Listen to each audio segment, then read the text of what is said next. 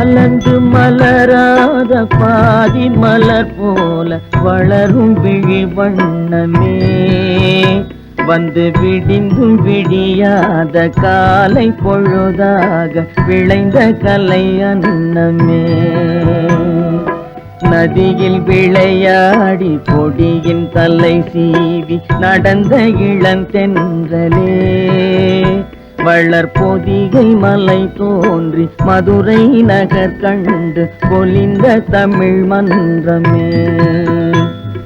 யானை படை கொண்டு சேனை பல வென்று ஆளப் பிறந்தாயடா, புவி ஆளப் பிறந்தாயடா. அத்தை மகளை மனம் கொண்டு இளமை வழி கண்டு வாழப் பிறந்தாயடா, வாழப்